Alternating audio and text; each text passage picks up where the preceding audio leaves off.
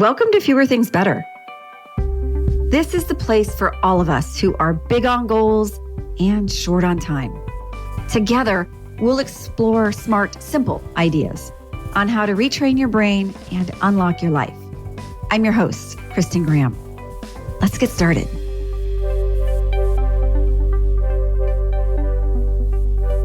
Hey, let's talk about you for a minute. You're smart and capable. You're also creative.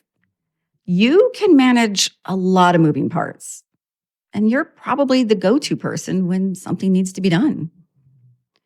And sometimes that's great, but also a little frustrating, right? At a certain point, being the person who can do everything quietly turns into being the person who does do everything. And your brain is right there with you.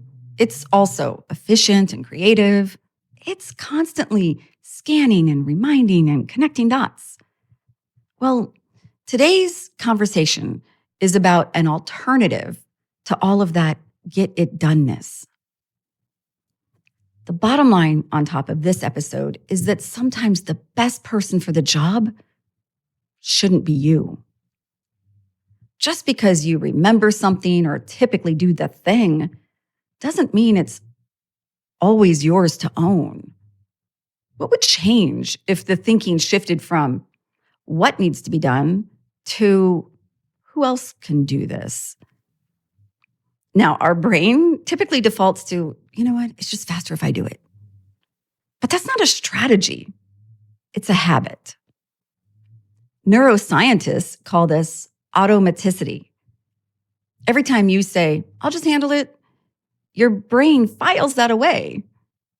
Do it enough times, and it stops feeling like a choice. You're not even deciding anymore. You're just doing.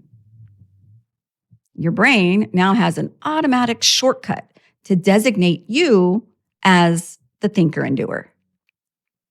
But what if the thinking and the doing didn't always have to belong to the same person? Someone else can make the reservation, buy the birthday card, pick up the groceries, walk the dog. They really can. So let's explore some ways to handle the hows. The first step is awareness. Being the action hero is deeply ingrained. It takes intentional effort to notice where you've been defaulting to the doing. You can't change a pattern you don't know you're running. So for the next few days, try just tracking the thoughts as they come in.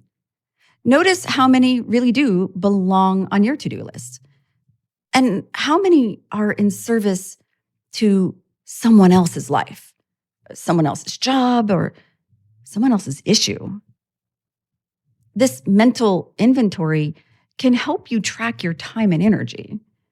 And it can also help you get ready for the next step, which is handing things off.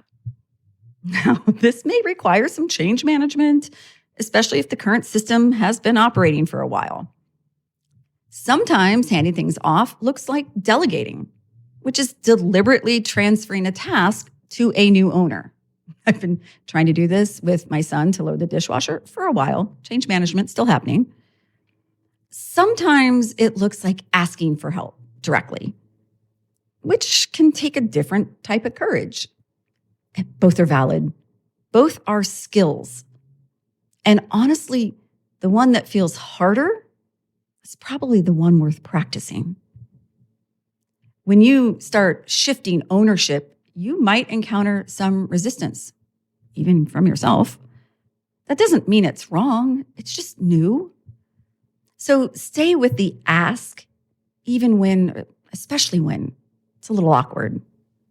Because you're not just offloading a task, you're changing a pattern. Another layer to consider is that support doesn't only come from people. Technology and AI tools have made it genuinely easier to offload some of the cognitive lifting. And it's lower stakes emotionally than asking a person. you can put something out there without having to manage someone's reaction or feel like a favor is owed. Hand it off, edit without emotion, and move on to the next thing. And partial support still counts. Shared ownership still counts. Even just getting a head start with something counts. The last element here is receiving. And I'll be honest, I am not always great at this part. It's natural to deflect, to minimize, or to quietly critique how it gets done. Researchers have found that people who see themselves as capable and reliable can find it uncomfortable to accept help because their brain reads it as a challenge to their identity.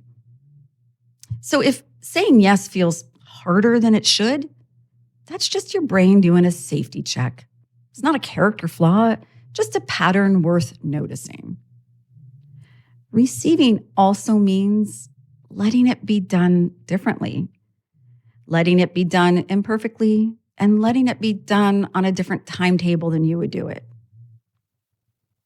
So let's bring this back together. 3 tools to try if you've been doing the doing. The first, awareness. Notice where you've been defaulting to, I got it, without checking for other options. Second, hand things off. Start small if you want to, but start somewhere. A person, a tool, a task. The ask might be awkward. Do it anyway. You're not just freeing up time, you're rewriting a habit. And third, receiving. Let it be done. Say yes and thank you. That's enough. Simple steps, but simple doesn't mean it's easy. Moving forward, start asking, well, if not me, who or how? Make an ask, try a tool. It might just work. The goal isn't just to get things done. It's to create a system where you're not the system, where your brain isn't the central hub for every reminder, decision, task. That's not sustainable. And honestly, it's not necessary. So this week, maybe the most productive thing you can do is to do less. For more Fewer Things Better, find us over on YouTube or join our newsletter at unlockthebrain.com/newsletter. See you next time.